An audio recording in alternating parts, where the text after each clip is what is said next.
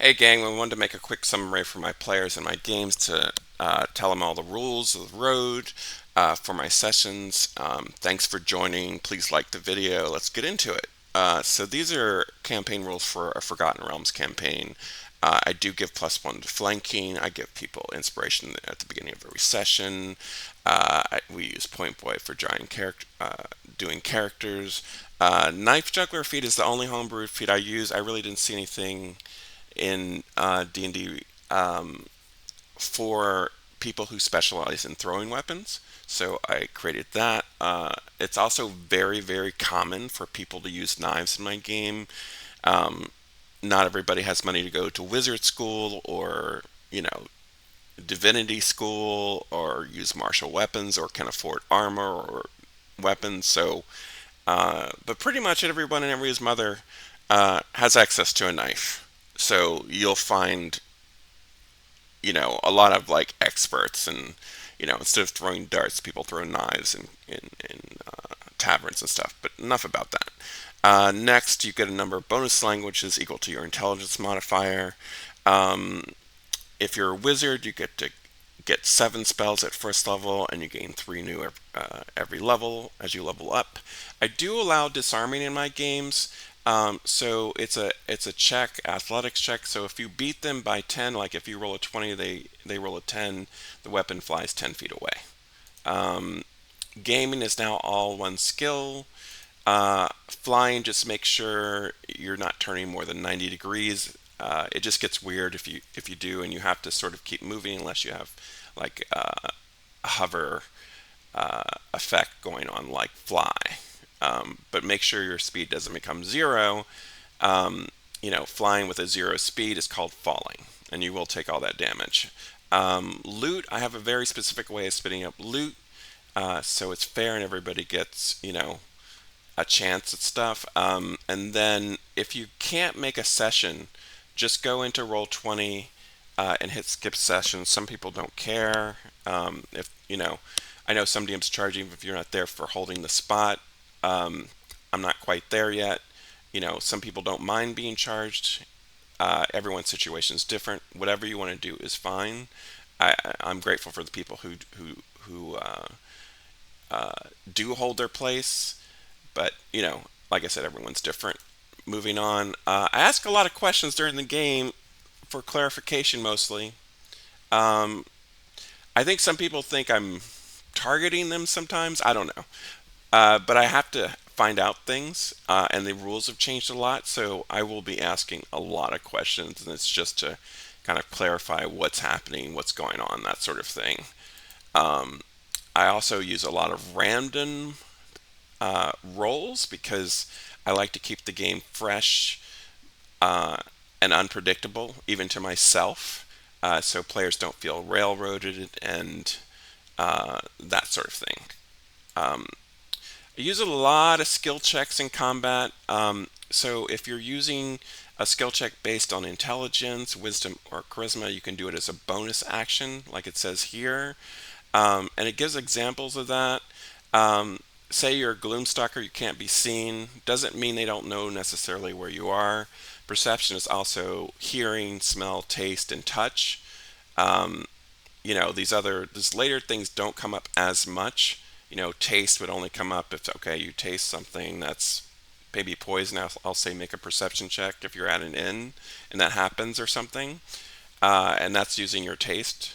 Um, but just because they can't see you, I would use your if you're a Gloomstalker, let's use that example for example. Gloomstalkers typically can't be seen, but they don't necessarily make stealth checks, right?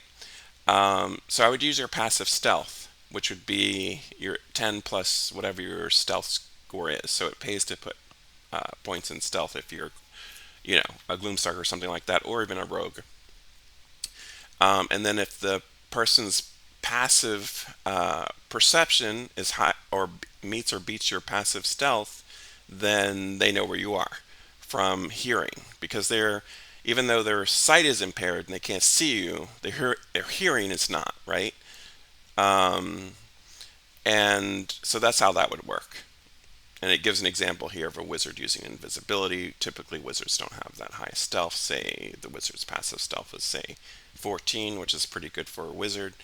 A lot of people have a passive perception of, say, 15 or higher if you're, in the game. So they wouldn't necessarily be able to see the wizard, but they would know where the wizard is. And I also use these modifiers if you get farther and farther away. So being far is also helpful for your stealth. So enough said about that. Let's move on.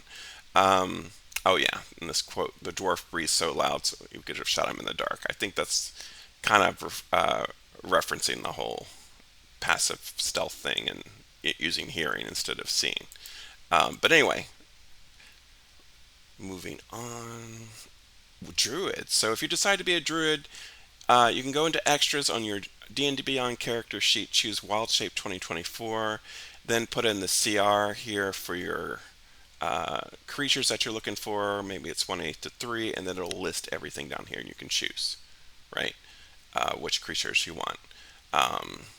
And if you have any questions about that, obviously, just holler. Things I don't do in my games: I don't use playtest material from Unearthed Arcana because it's by definition playtest material. There's exceptions to that. I did use the Unearthed Arcana for Artificer because they didn't update Artificer initially in 2024. But usually no. I don't use out homebrew. I do use a select few homebrew things, which I've mentioned, and you'll see some spells, 1 feat. That's pretty much it. But it's very few number of spells. I don't use naming or lingering injuries. I don't want to sit at a table where my hands have been cut off as a player, and I don't think that's fun. No need to be realistic. It's a game. I don't allow people to roll for their abilities or use their own dice. I had a roommate who was a DM. He used to DM for high school students who used to roll their own dice all the time, and they never rolled below a 15. It was kind of suspicious. I don't use critical ones except in extreme situations, like maybe you're in a crowded city. I would probably say, hey, if you roll a 1, you probably hit something or someone that you didn't intend to. But usually no critical ones for for things. No private death saves. I know some DMs use this because you wouldn't necessarily know how many death saves the person is on, or if they're alive or still dead, or what's going on. I say roll in the open because sometimes a lot of things are happening at the table and somebody could miss it. I don't use evil alignment simply because I've seen evil alignments done poorly more than I've seen it done well. Um, I don't allow people to switch up races. Like some people want to change one thing about a race for something else. You know, uh, I've seen that. Just order what's on the menu, people. I can't offer you anything really off the menu. I can't invent new species also just for you. I can't. I don't have time. Um, for resting in armor, um, you can only rest in light armor, so just be aware of that. Even if you're doing like an elf and you're doing your trance or meditation, I can't remember exactly what it's called. Um, you can only rest in light armor. And I have seen people get caught without their armor on. So you might want to have one set of armor you wear and then a light armor you sleep in. I haven't seen anyone do that yet, but I have seen people get caught without their armor. Um, and then for starting gear, you get all your normal gear. And if you're starting off 5th to 10th level, you get the maximum gold would be 750 gold. This is from 2014. I haven't looked at the new one yet. I'm not sure if it's the same. Um, but this is kind of what I'm basing on, 750 gold. And if you start 11 to 6, nobody's really started at this level in any of my games yet, you would get 7,500. Okay, and then there's a list I'm going to show you of the items you can get. Have a complete list here. These are kind of based on 2014 rules, but it's got every item, and then the first page is uh, later things that have come out or things I thought you might need, like spell components I have here, like for chromatic orb, Ruby Dust for continual flame, different things. and other things that are sort of either later magic item additions to the game or homebrew. And I'll let you figure out those. I'm not going to get into every single one of these items, but it's a good list, and there's some interesting stuff here. And then of course you've got the classic stuff here, which most people are familiar with. And I'll just show you. 750 gold is not enough for a +1 weapon, but there is definitely some decent stuff you can buy. And I've upgraded some of the things you will see here that are crossed out because I have personal changes to each of these things. And then let's move on. So this gets into details about the changes they made to adamantine weapons. I'm not going to get into every single change, but one of the big changes is it has increased critical hit range. So it can crit, say you crit on 20 normally, you can crit on 19. Okay, it mentions other things here too, and also I added some things regarding adamantine armor, like I added adamantine studded leather, adamantine shield, and adamantine spiked armor. However, you can only do it once, and you have to use your action to negate a critical hit. Enough about that. Mithril is a little more detailed. Oops, get past it. So it gets into detail here. I made one addition here regarding the statement it talks about in the DM's guide about mithril armor. It mentions mithril trained shirt and breastplate in particular can be worn under normal clothes. I added this here, and it's considered light armor. So it seems to imply if you can wear them under normal clothes, it's very, very light, and it could be considered light armor. So I made that change. It's no longer medium armor, it's light. So it could be worn with someone with light armor proficiency, and it grants your full dexterity modifier. So that would be good for like rogues or whatever. And I added mithril shield here. It can be donned or doffed as a bonus action because they're really light. Also, mithril weapons. You'll see here each of these types of weapons have different properties. For example, these can be fired at the long range with no disadvantage. These weapons here that I'm waving at here, maces and spears and so on, would gain the light property. These are heavy weapons here, they lose the heavy property. And these are light weapons here, they gain the thrown property. So that's enough about that. So this is the loot